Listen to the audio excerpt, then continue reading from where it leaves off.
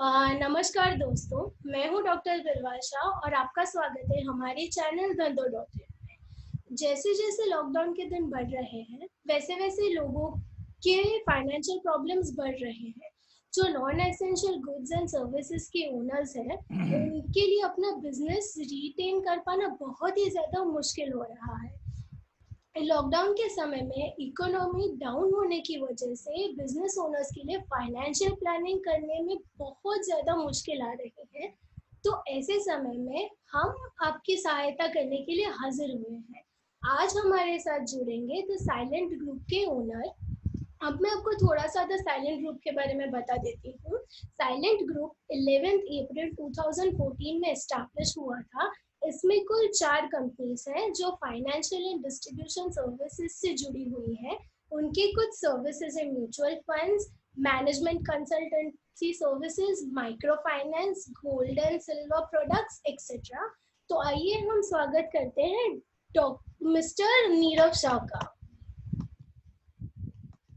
So, hello sir. नमस्ते Birwa, how are you? I'm fine sir. Sir, very जब good. हम बात करते हैं लॉकडाउन की, तो सबसे ज्यादा लोगों के मन में जो फाइनेंशियल इश्यूज है उसको लेकर क्वेश्चन आते हैं। और ऐसा कहा गया है कि फाइनेंशियल प्लानिंग बहुत ज्यादा जरूरी है। तो आप सबसे पहले हमारे व्यूअर्स को थोड़ा सा बताइए कि फाइनेंशियल प्लानिंग एक्चुअली में क्या होता है। What is financial planning? बहुत बढ़िया बात है। फाइनेंशियल प्लानिंग आज से नहीं, पहले से ही बहुत ज्यादा जरूरी था। एंड आफ्टर दिस लॉकडाउन जो हमने देखा कि पिछले लगभग 50 दिनों से हम घरों में बंद बैठे हैं, हमारे सारे कामकाज बंद है, तो उस समय पे इस क्वेश्चन का आना बहुत ज्यादा जरूरी है और बहुत स्वाभाविक सी बात है। अब इस फाइनेंशियल प्लानिंग को हम दो भागों में बांट सकते हैं। एक है हमारा पर्सनल फाइनेंस और दूसरा होता है हमारा बिजनेस के अंदर की फाइनेंशियल प्लानिंग। तो there is a lot of difference, it's a wide subject. तो हमें यह समझना होगा कि पहले हम अपना बिजनेस फाइनेंस प्लानिंग ढंग से कर लेंगे तो उसी में से उभर के हमारा पर्सनल फाइनेंस प्लानिंग आएगा। So we have to work more and more towards our business finance planning, ऐसा मेरा मानना है। सर, अगर हम फाइनेंशियल प्लानिंग की बात करें तो वो स्मॉल और मीडियम स्केल बिजनेसेस के लिए कितना इम्पोर्टेंट है? सी देखिए, अब जब ये लॉकडाउन का पीरियड आ चुका है और स्मॉल और मीडियम बिजनेसेस के ऊपर सबसे ज्यादा इसका असर होगा, क्योंकि जो लार्ज कॉर्पोरेट्स है, ह्यूज फैक्ट्रीज है, वो तो अमूमन 50% कैपेसिटी या 70% कैपेसिटी पे चालू ही है। पर देखा जाए तो जो छोटे उद्योगकार है, छोटा बिजनेस लेकर बैठे हैं, अपनी दुकानें लेकर बैठे हैं, कोई एजेंसी सर्विसेज लेकर बैठे हैं, सप्लाई चेन में बैठे हैं, कोई लोग सर्विसेज दे रहे हैं, उनका भी काम काफी हद तक बंद है।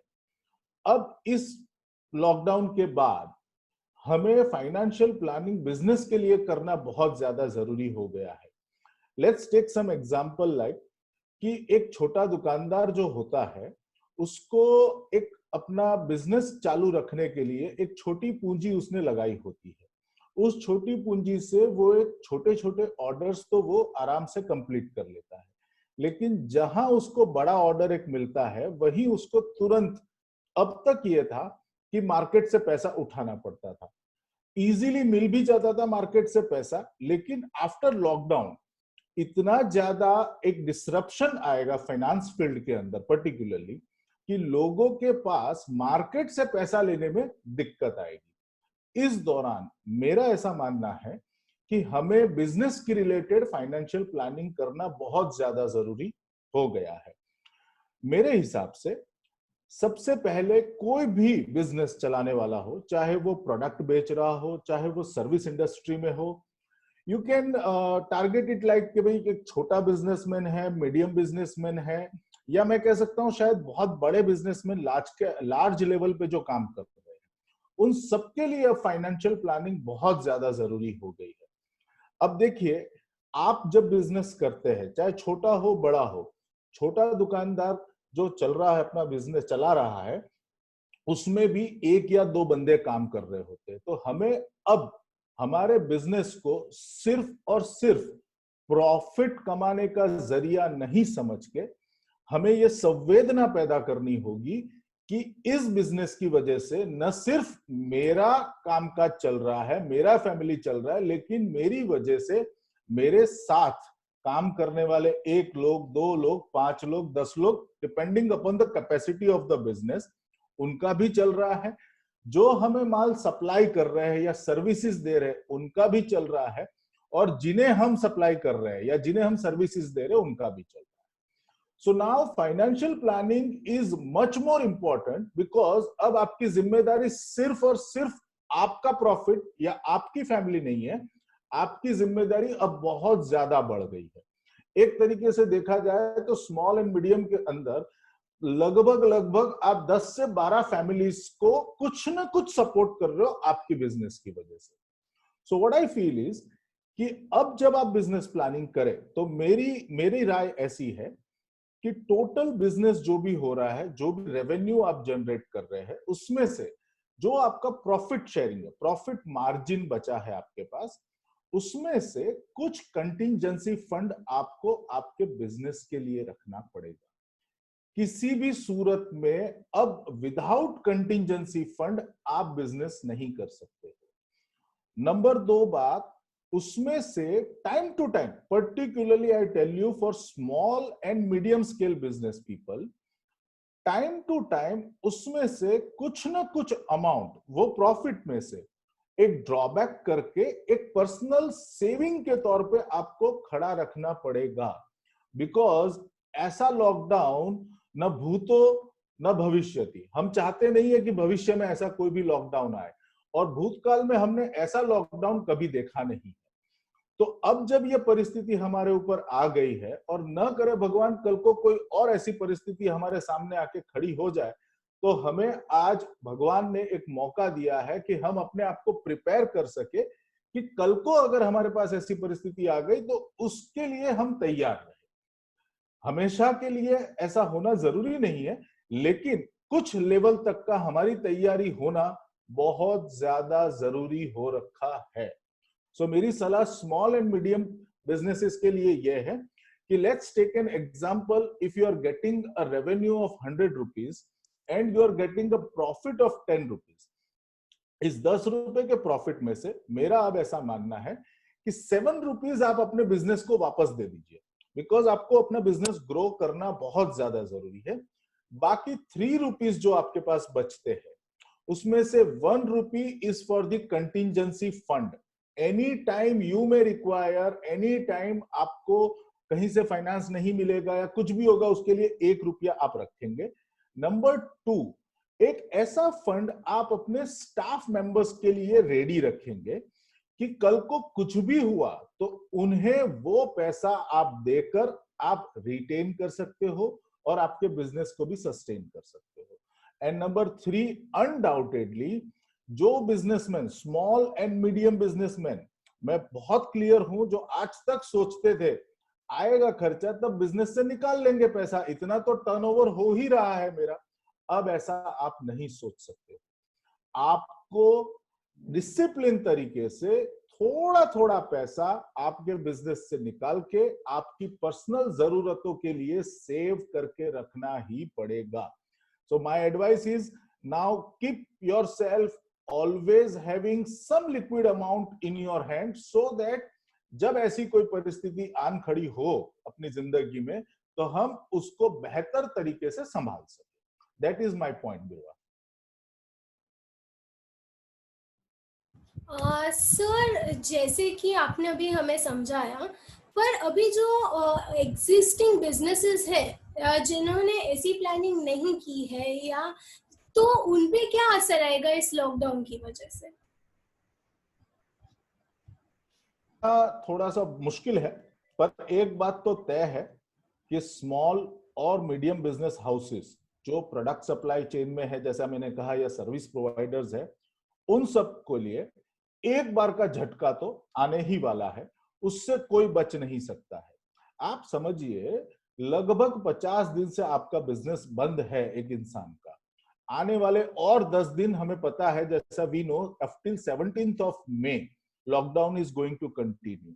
और जिस हिसाब से अभी परिस्थितियां बन रही है, जहां जहां पे लॉकडाउन को के अंदर थोड़ी बहुत छूट दी जा रही है, वहां पे भी सोशल डिस्टेंसिंग मेंटेन नहीं हो रही है, ऐसे कई सारे न्यूज आ रहे हैं। तो ये तकलीफ आने ही वाली है, आज नहीं तो कल we have to face this problem. Finance सबके लिए एक मेजर इश्यू होने वाला है। So that's what I said in my पहले क्वेश्चन के लिए, कि मैंने जो बताया आपको कि अब आपको फाइनेंशियल प्लानिंग करनी पड़ेगी। सबसे पहले उसका एक तरीका यह होगा कि जैसे ही आपका लॉकडाउन ओपन होता है, आप 1-2 दिन के बाद खुद पहले अपने आप को संभालेंगे, ऑफिस को संभालेंगे, आपके कामकाज को देखेंगे। जैसा मार्च में बंद हो चुका है तो अकाउंट क्लोजिंग करना बाकी है, लास्ट फाइनेंशियल ईयर का आप अकाउंट क्लोजिंग करेंगे। उसके बाद जैसे जैसे मार्केट स्टार्ट होगा तो आपको आपके कस्टमर्स के बीच जाकर, आपके डेटर्स के पास जाकर समझना होगा उनकी प्रॉब्लम को। उनकी प्रॉब्लम को समझने के बाद आपको अपना एक फाइनेंस प्लान बनाना पड़ेगा कि आने वाले 10 दिन में, 15 दिन में, 30 डेज, और you can say about it is going to be for at least a quarter, 3 महीने के अंदर अंदर मेरा ये जो फंड्स अभी तक का बाकी था वो आना शुरू हो जाएगा, और इस तरीके से आएगा। जब वो आपको पता चल जाएगा तो ऑब्वियस है कि आप अपने क्रेडिटर्स को, आप अपने सप्लायर्स को, और जो कुछ बिजनेस हाउसेस है, मैं उन्हें बुरा नहीं कहूंगा कि वो भी शायद अप्रैल महीने की सैलरी नहीं दे पाए हैं अभी तक अपने एम्प्लॉयज को, मई की कैसे देंगे वो भी एक क्वेश्चन मार्क है।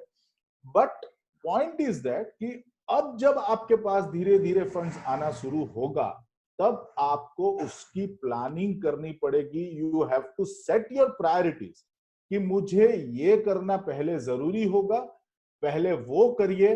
मैं वापस कहता हूं, साथ साथ में 1 रुपया आप खुद की फैमिली के लिए भी जोड़ना शुरू कर दीजिए।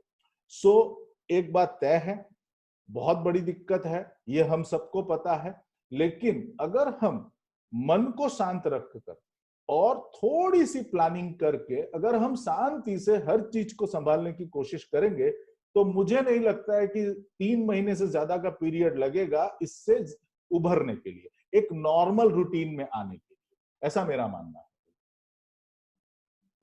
सर, जब ये लॉकडाउन खत्म होगा तब कई सारे बदलाव आएंगे और जो बिजनेसेस है उनके वर्किंग स्टाइल में भी काफ़ी ज़्यादा अंतर आएगा।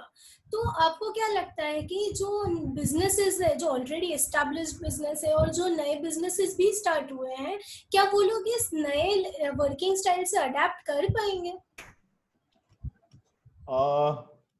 आपका क्वेश्चन बहुत अच्छा है, क्योंकि हमारे देश में परंपरागत तरीके से बिजनेस करने का जो जरिया है वो अभी भी बहुत लोगों में चालू है। जैसे आज भी मेरे हिसाब से जो 50 साल या 60 साल की उम्र के लोग हैं, उन्हें कंप्यूटर यूज करने तक में दिक्कत आती है। पर आप देखिए, टेक्नोलॉजी अपने आप में एक बहुत बड़ा आशीर्वाद बनकर हमारे सामने आई है। ये बढ़ती ही जा रही है। कई वैज्ञानिक है, कई ऐसी कंपनियां हैं जो अलग अलग खोज कर रही है। आज जैसे आज ही की अभी की बात कर लेते हैं कि हम और आप भी जो ये बात कर रहे हैं वो भी एक टेक्नोलॉजी है। किसी ने सोचा नहीं था कि इस तरीके से एक दूसरे के साथ, आप कहीं बैठे हो, मैं कहीं बैठा हूं, फिर भी एक दूसरे को देखते हुए एक दूसरे के साथ बात कर सकते हैं। तो टेक्नोलॉजी एक आशीर्वाद समान है। सभी बिजनेस हाउसेस को मैं अपने साथ जुड़े हुए बिजनेस फ्रेटर्निटी के भाइयों और बहनों से यह कहना चाहूंगा कि अब आपको अपग्रेड होना पड़ेगा।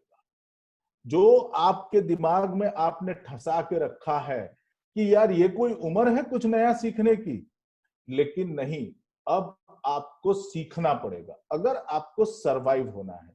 क्योंकि अब क्वेश्चन ये हो गया है कि आफ्टर दिस पीरियड, अब एक चीज यहां पे मैं थोड़ा सा इसको और वाइड करना चाहूंगा कि नाउ फॉर बिजनेस पीपल, सबके लिए it would be like before lockdown and after lockdown.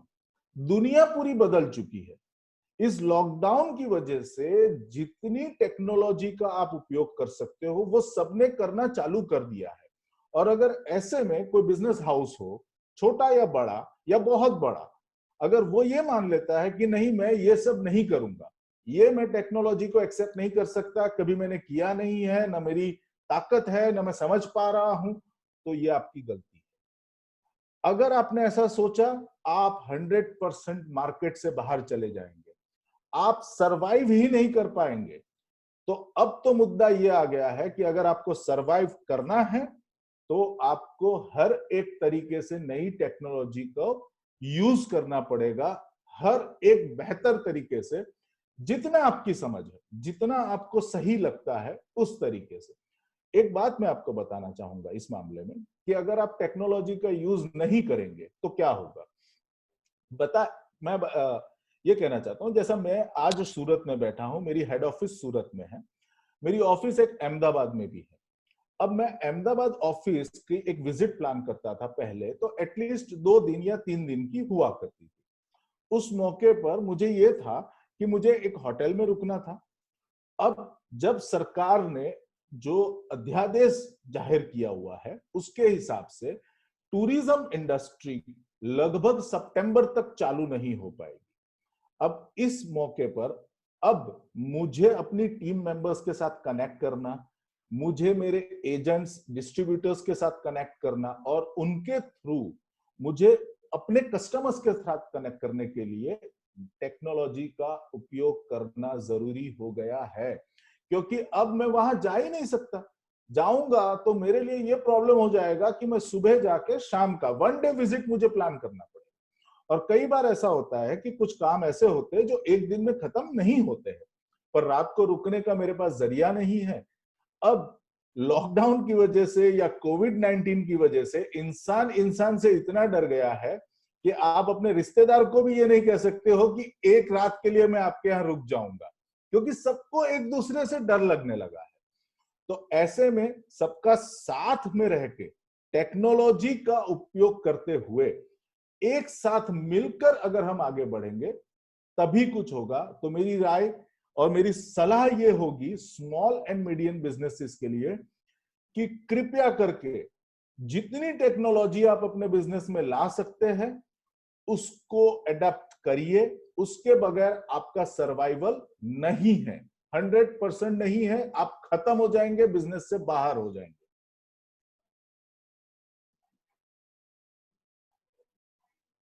Sir, जैसे कि अभी पिछले कुछ सालों से एक स्टार्टअप का दौर शुरू हुआ है, तो जो हाल फिलहाल में अभी जो नए स्टार्टअप्स खुले हैं, तो लॉकडाउन की वजह से उन पर क्या असर पड़ेगा, और जब ये लॉकडाउन खत्म हो जाएगा तब उनकी स्थिति क्या होगी? स्टार्टअप की रिलेटेड मैं एक छोटी सी बात आपसे शेयर करना चाहूंगा। नए खुले हैं या पुराने स्टार्टअप है, इन सबको लेके अगर बात करें तो वैसे स्टार्टअप चलेंगे। बिकॉज अमूमन ये देखा गया है पिछले जो 4 से 5 साल में, ये जो स्टार्टअप का बहुत लोग स्टार्टअप अपना सोच रहे हैं, किसी ने एमबीए कर लिया, किसी ने इंजीनियरिंग कर लिया, 2 दोस्त मिलके कुछ एक वेबसाइट बना रहे हैं, डिजिटलाइजेशन हो रहा है। ये स्टार्टअप मेरी समझ के हिसाब से टेक्नोलॉजी का उपयोग करते हुए एक आम इंसान की जिंदगी को आसान बनाने के तरीके ढूंढ के ले आते हैं, राइट। तो ये बंद तो बिल्कुल नहीं होंगे, समझिए, सबसे पहली बात, ये बंद बिल्कुल नहीं होंगे। बट अब आपके स्टार्टअप की क्वालिटी को बहुत ध्यान देना पड़ेगा।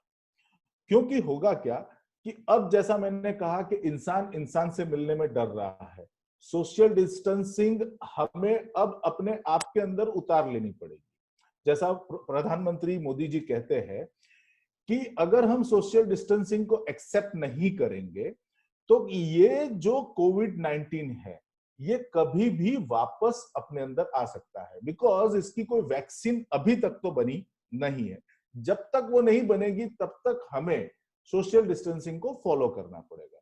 दुनिया के कई ऐसे देश हैं जो सोशल डिस्टेंसिंग को पहले से ही फॉलो अप करते हैं। अब हमारे ही हिंदुस्तान की हम बात करें तो हमारी प्रणाली के हिसाब से हम हमेशा नमस्ते करते थे, कभी हैंडशेक नहीं करते थे। तो ये पहले से चलता आ रहा है, लेकिन अब इसको फॉलो करना पड़ेगा। ऐसे मौके पर आप जब घर में रह के किसी चीज को एक्सपेक्ट करते हैं, तो वो डिजिटलाइजेशन के जरिए, इन एप्स के जरिए, इन स्टार्टअप्स के जरिए आप ले सकते हैं। बट यस, ये ऐसा भी नहीं है कि स्टार्टअप के लिए बिफोर लॉकडाउन और आफ्टर लॉकडाउन वाली कहानी है। जनरली एक स्टार्टअप का मार्केट वैल्यूएशन कैसे डिसाइड होता था, एक लेमैन के लिए जो समझने वाली कहानी है वो ये है कि आज अगर उसकी ऐप को 100 लोग डाउनलोड करते हैं तो उसकी एक वैल्यूएशन एक्स अमाउंट होती है। जैसे ही उस ऐप को 500 लोग डाउनलोड कर लेते हैं तो उसकी market valuation x plus y हो जाती है, या फिर कई जगह पे x plus y plus z भी हो जाती है। तो वहां हम देखते हैं कि मार्केट वैल्यूएशन वैसे बढ़ने लगा। तो हर एक वेबसाइट या हर एक ऐप, उसकी एक मार्केट वैल्यूएशन बनी। पर इन एप्स को, इन स्टार्टअप्स को जो फंडिंग देते थे, वेंचर कैपिटल्स, एंजल इन्वेस्टर्स इनके पास हुआ करते थे, अब उनका रवैया काफी सख्त हो जाएगा। अभी तक बहुत आसान चल रहा था, लेकिन अब वो बात करेंगे रेवेन्यू की, अब वो बात करेंगे प्रॉफिट्स की, कि आप जितना सेल्स कर रहे हैं आपकी ऐप के थ्रू, आपके बिजनेस के थ्रू, उसमें से रेवेन्यू कितना जनरेट हुआ, रेवेन्यू में से आपका पास प्रॉफिट कितना आया, ये अब इंपॉर्टेंट हो जाएगा। So for those people who has planned out, हो सकता है कि इन 50 दिनों में भी कुछ समझदार लोग होंगे, उन्होंने कुछ तकलीफें देखी होगी, उसके बेस पे भी एक स्टार्टअप स्टार्ट करने की सोच रहे होंगे। तो मेरी राय उन सब के लिए ये है कि आप अगर अब कोई स्टार्टअप कर रहे हैं या आपका कोई पुराना स्टार्टअप है, तो प्लीज आप अपने रेवेन्यूज पे कंसंट्रेट करना चालू करिए, आप अपनी क्वालिटी ऑफ सर्विसेज पे कंसंट्रेट करना चालू करिए, और उसके साथ साथ एक नॉर्मल बिजनेस में जैसे प्रॉफिट इज मोस्ट इंपॉर्टेंट होता है, वैसे ही आप अपने प्रॉफिट्स पे भी ध्यान देना शुरू करिए। सो नटसेल में market valuation of startup will be changing, undoubtedly it is going to change, ये मेरा मानना है। Thank you so much sir.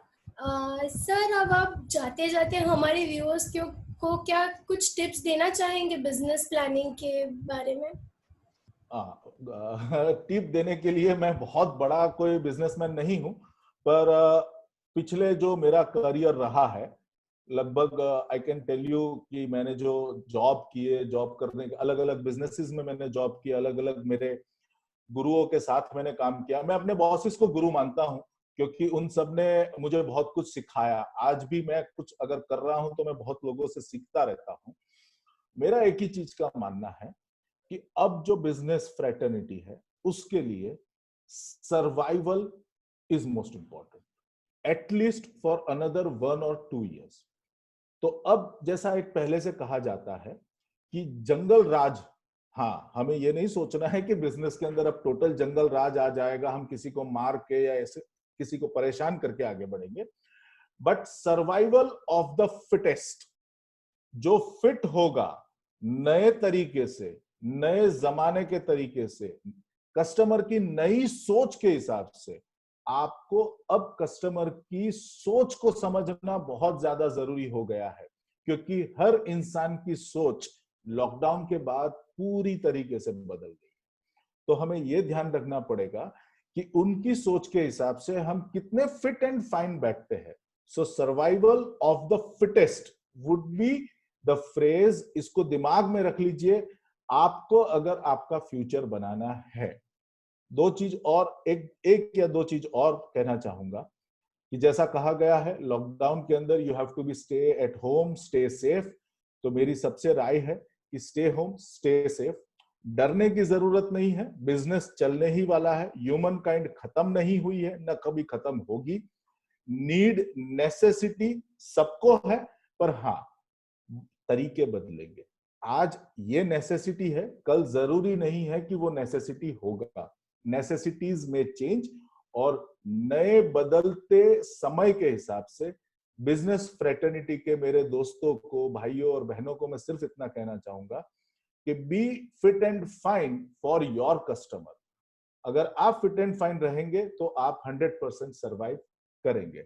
आखिर में मैं इतना ही कहना चाहूंगा। एक और आखिरी में मैं आपको सबसे पहली बात तो जो मुझे पहले कहना चाहिए था, लेकिन आपने सवाल शुरू कर दिए तो मैं रुक नहीं पाया। मैं सबसे आखिरी में मैं आपको थैंक यू कहना चाहूंगा कि मुझे इस काबिल समझा कि आपकी चैनल पे मुझे इनवाइट किया और आपने मेरी राय जानने की कोशिश की और दर्शकों तक आपके मेरी राय पहुंचे, ऐसी मेरी शुभकामना। सब जल्दी से जल्दी अच्छा हो जाए, सब ठीक हो जाए। थैंक यू बिरवा, thank you very much. Thank you so much sir, it was a wonderful session and I hope कि हमारे व्यूअर्स को आपका ये सेशन बहुत अच्छा लगे। और मैं हमारे व्यूअर्स से ये कहना चाहूँगी कि अगर आपको हमारा ये वीडियो अच्छा लगा है तो please like, share and subscribe. नमस्ते। Thank you.